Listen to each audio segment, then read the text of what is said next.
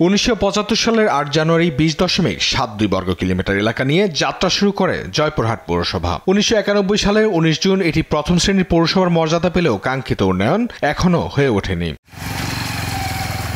দীর্ঘ 20 বছর ধরে শহরের জিরো পয়েন্ট, বৈরাগীর মোড়, চিত্রা রোড, দেবীপুর সহ বিভিন্ন এলাকার সড়কগুলো সংস্কার না হওয়ায় সৃষ্টি হয়েছে গভীর খানাখন্দ। এর ফলে প্রতিনিয়তই ঘটছে দুর্ঘটনা। পাশাপাশি পর্যাপ্ত ড্রেনেজ ব্যবস্থার অভাবে সামান্য বৃষ্টিতেই সৃষ্টি হয় জলাবদ্ধতা ও জনদুর্ভোগ। নাগরিক সেবা নিয়ে ক্ষুব্ধ পৌরবাসী দ্রুত সমাধানের দাবি জানিয়েছেন অন্তর্বর্তীকালীন সরকারের কাছে। এই রাস্তাতে মনে করেন আসা যাওয়া এত কষ্ট, হুন্ডা তো বরাবর অ্যাক্সিডেন্ট হচ্ছে, পড়ে যায়। রাস্তা তো নয় যেন মরণ ফাঁদ, এটা কি পৌরসভার রাস্তা হলো? আমরা যাবো কেমনে? আমি লজ্জাবোধ করছি যে আমার বাসার সামনে সর্বোপরি আমার যে এলাকার লোকজনেরা দুর্ভোগের মধ্যে রাত দিন কাটাচ্ছে। বিশেষ করে বাইরে থেকে যে গাড়িগুলো আসে তারা তো বোঝে না যে এই রাস্তার এই অবস্থা।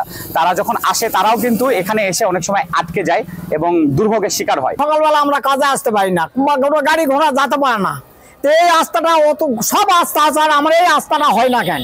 10 বছর যাবত আমরা এই পরিভোগ করতেছি।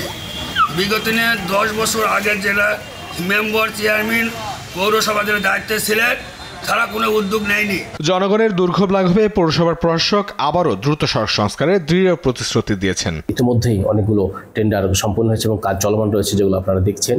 এবং আমাদের যে কেন্দ্র মসজিদ থেকে দেবীপুরের যে রাস্তাটা, সেটাও আমরা লাইভে দিয়েছি এবং আমরা টেন্ডার কার্যক্রম আমাদের খুব দ্রুতই সম্পন্ন হবে। প্রথম শ্রেণীর পৌরসভা হলেও সড়ক ও ড্রেনেজ ব্যবস্থার বেহাল দশায় চরম ক্ষুব্ধ রয়েছেন স্থানীয়রা এবং তারা দ্রুত সমাধানের দাবি করেছেন।